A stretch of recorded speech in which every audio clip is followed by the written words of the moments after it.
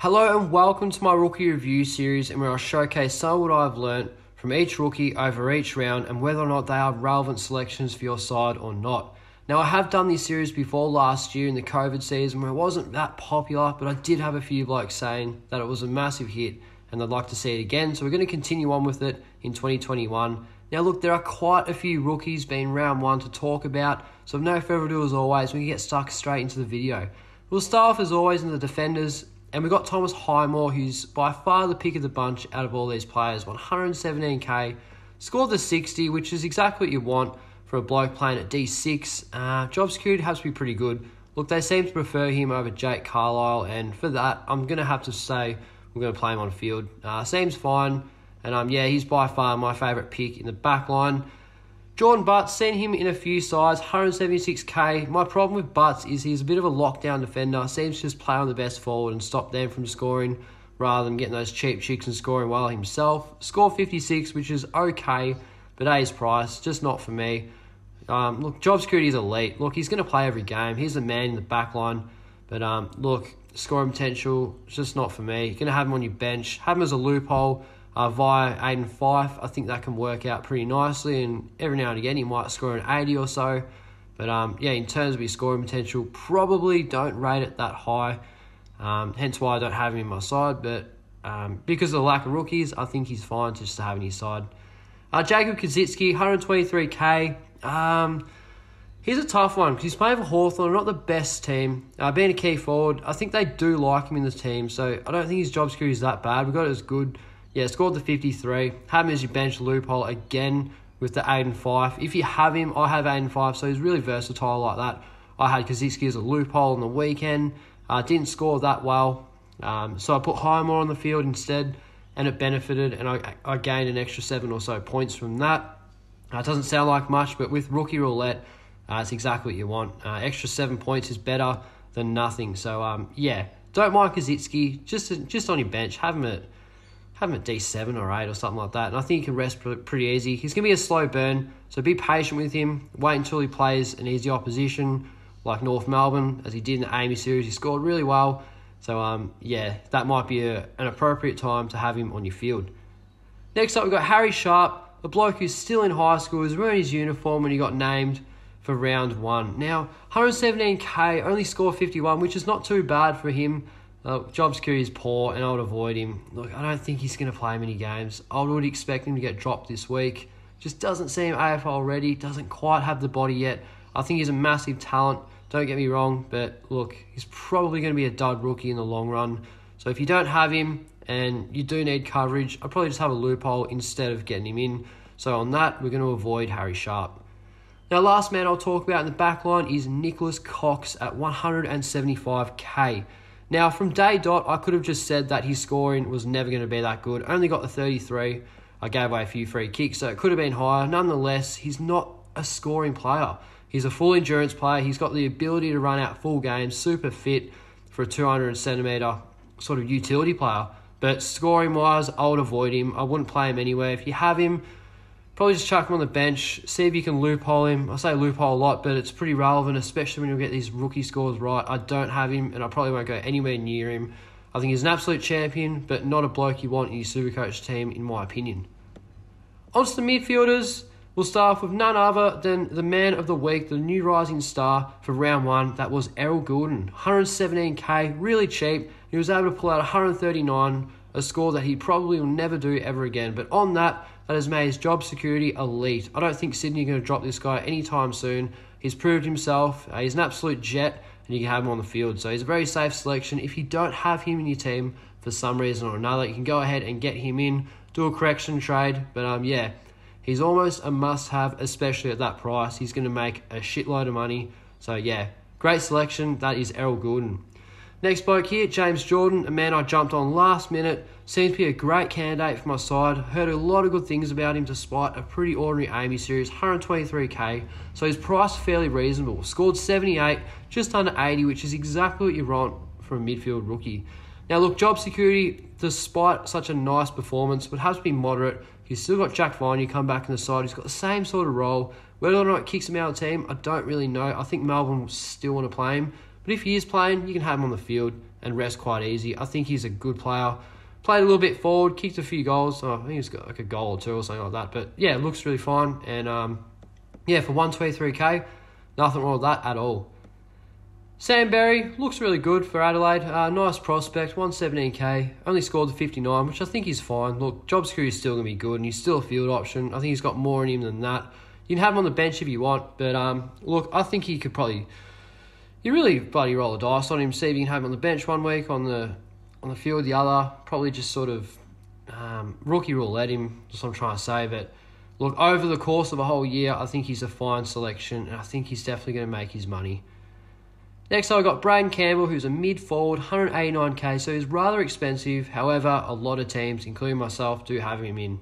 Now, only scored the 56, but remember, pretty much every man and his dog had him on field, which is quite fine. So job security, pretty good. Look, they like him in the back line. He seems pretty good. I think he's got much more in him than that. I can't see him going below 56 again. I can only see him get better. I still think we can play him on the field because everyone's going to do it anyway. So if he goes down, the rest of the comp's just going to go down with you. Next up, we've got Tom Powell, 153k, scored 53.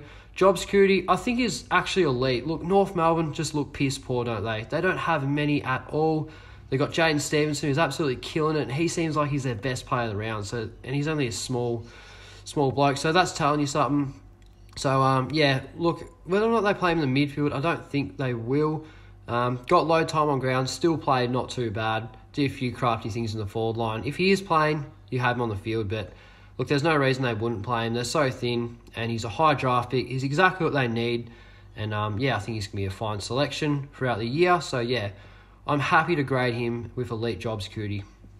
Now, Tanner Bruin, 157k, a man that I do currently own, which is rather concerning. Only scored the 48, didn't kick any goals, I don't think. And on that, GWS, they don't look that bad. Look, I'm not writing them off. I think, they don't have Cameron. They still look fine to me.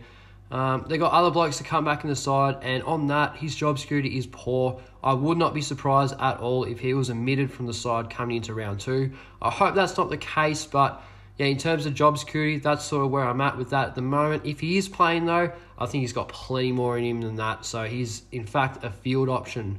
I think he can respond. Played a great game against Sydney in the Amy series, kicking 3 goals, 1 snap from the forward flank. So it just looks unbelievable. But whether or not he gets a gig round 2, we'll wait and see.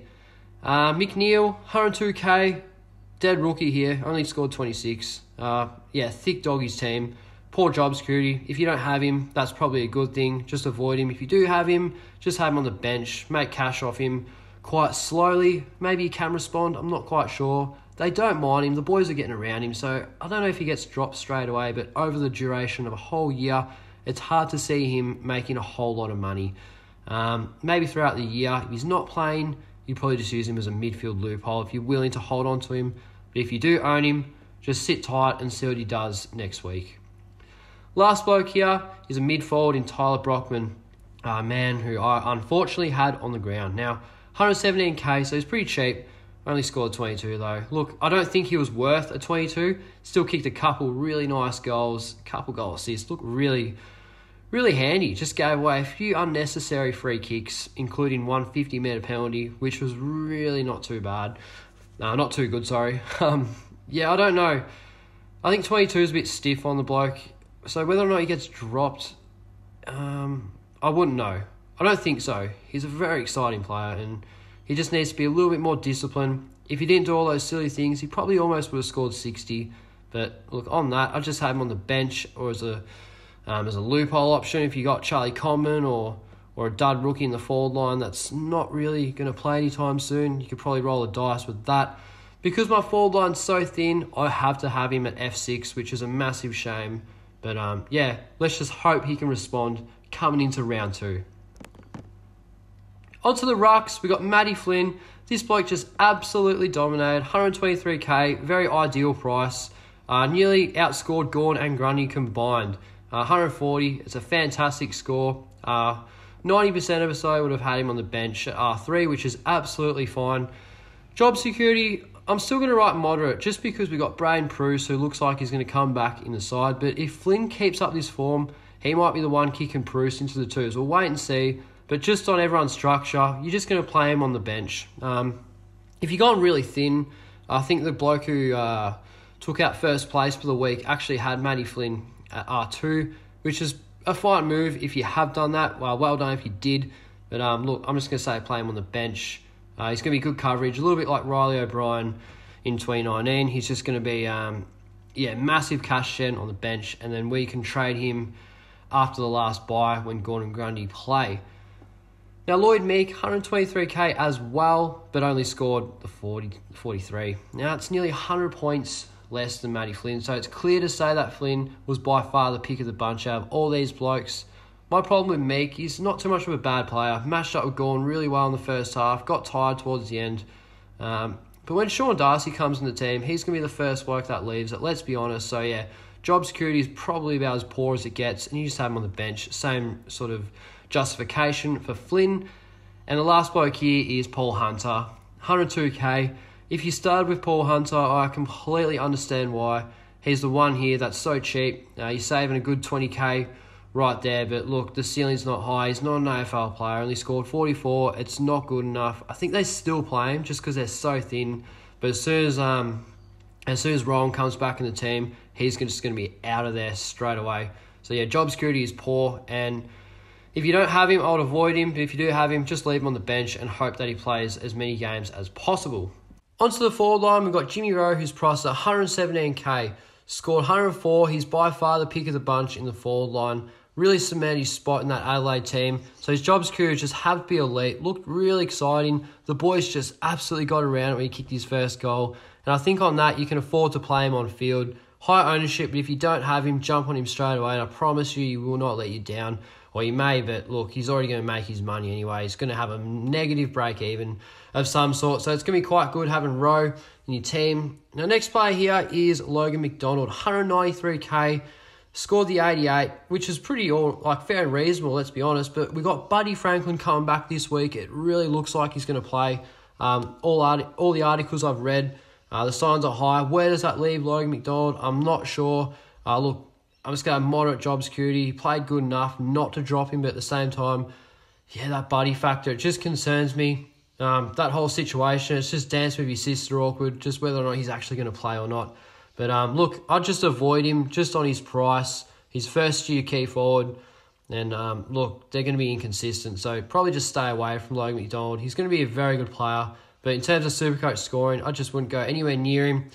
A guy who's probably a little bit more relevant is the next bloke in Chad Warner, who's 144k and scored the 70. A player that I did miss due to a lack of salary cap, which is kind of annoying.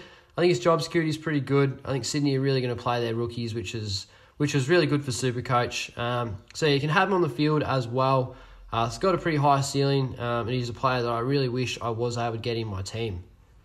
Next bloke here is Anthony Scott, 102k rookie, exactly like McNeil.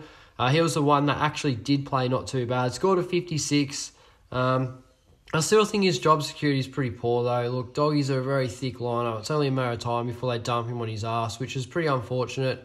I do rate him, but look, you can have him on the bench as a loophole. If you got Common or someone like that that's not going to play, you just put the emergency on him and just see how you go. But look, for 102k, 56 is very ideal. That's exactly what you want. You just want to make quick cash off these really cheap players that are actually going to play. So, look, I don't mind Scott for that.